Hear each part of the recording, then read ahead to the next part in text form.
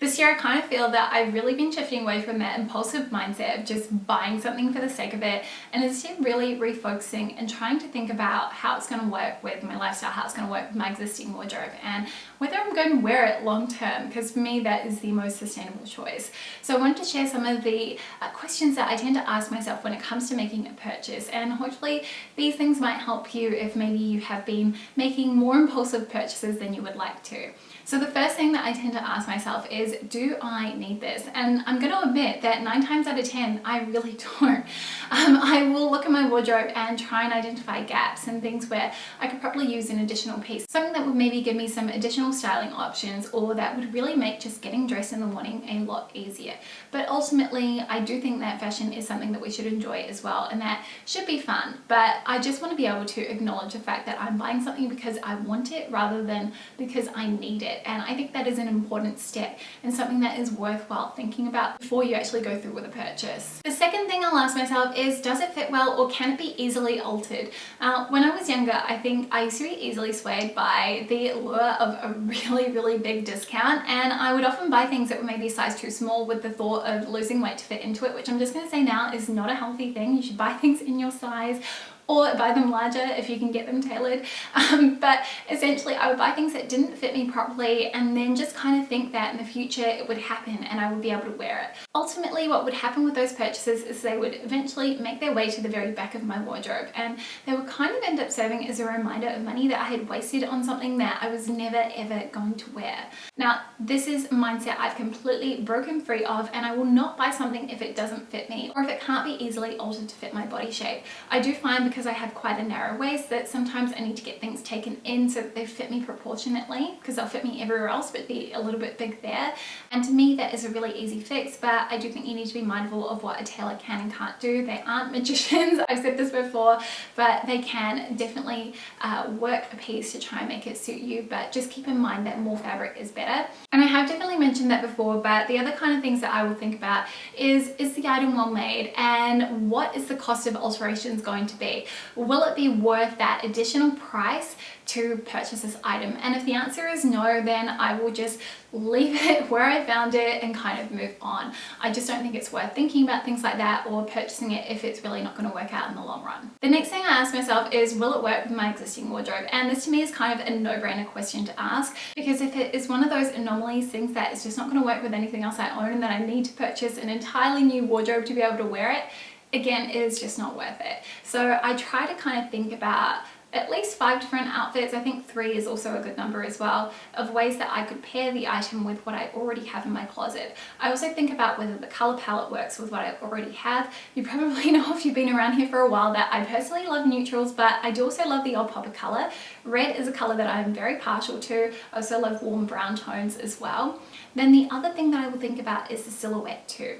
I am 172 centimeters tall, but I carry a lot of my height in my torso as opposed to my legs. So balancing out my silhouette is something that is very important to me when it comes to getting dressed and adding anything new to my closet. So quite often I will go for styles that are mid-rise or high-rise, because they really help to give the illusion that my dimensions are proportionate. The next thing I'll ask myself is, does it suit my lifestyle? I think it'd be so easy to just get swept up in the idea or the allure of shopping for something new that you kind of forget to ask yourself whether or not you are practically going to be able to wear it. I think a really useful exercise to do before you go shopping is to break down your week into activities and kind of get a sense of how much time you spend doing different things, and also how much of your wardrobe has been, I guess, segmented for those different activities. I think Caroline from Fancy did a really great workbook on her website. If I can find it, I will link it down in the description box below.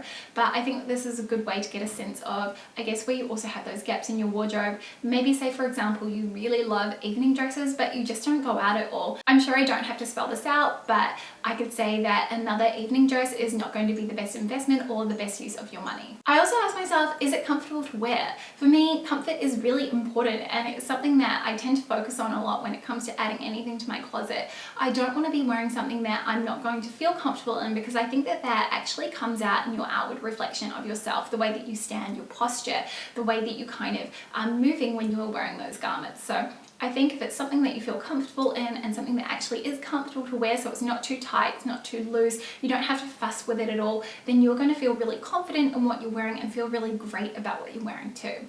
The final thing I will ask myself or look at is the fabric content. I've mentioned this quite a few times, but I personally really prefer natural fibres. I'm not going to say that I don't purchase any man-made or synthetic fibres at all, but they definitely are a lot lower down on the list. I tend to kind of opt for things that are made from cotton, silk, wool, linen, those sorts of fabrics, because I just find that, one, they're breathable, they're more sustainable, better for the planet, and also they're a lot easier to care for, and they tend to last longer as well. So that's kind of something I look for. I tend to take other things into consideration when it comes to man-made fibres, so that means the technical aspect of it. So is it in there for a technical purpose? What is the quality of it? As you will find, it's the same with more natural fibres, that synthetic fibres do have a ranging scale of quality.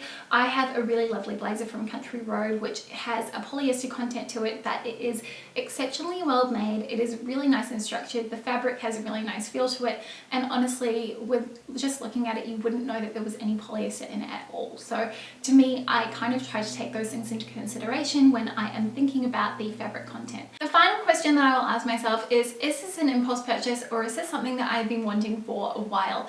Usually I find that with impulse purchases, and not all the time, but they tend to be things that are more of a fleeting fancy. They aren't things that are going to stick around in terms of what I really want for my wardrobe and how I kind of see my style progressing. I personally like to kind of apply a bit of a 30-day shopping rule when it comes to adding anything new to my closet. I will save it to a wish list or a folder on my phone or on my computer, and then I will sort of revisit it over the month and see if it's something that I still want to add to my wardrobe. I actually often find that there's usually a minimum of 60 days that pass before I will even pull the trigger on a purchase, sometimes even longer, especially if it is more of a classic piece that isn't a seasonal item. But that's just the way that I prefer to shop. In terms of whether I worry about things going out of stock, if they do, they do. You will always find something new and something more exciting to obsess over, so I really don't let that bother me at all. If it sells out before I have a chance to buy it, then it's a missed opportunity, sure, but I don't really worry too much and I don't let it upset me. So those are the questions that I ask myself before I purchase anything or when I'm out shopping. I hope that you found this useful. I would love to know if there's anything else that you like to ask yourself when you're buying something new or adding anything to your closet. Thank you so much for watching. If you would like to see more videos like this from me, then please don't forget to subscribe. Hit the like button if you did enjoy this, and I will see you next time with a brand new video. See you soon. Bye.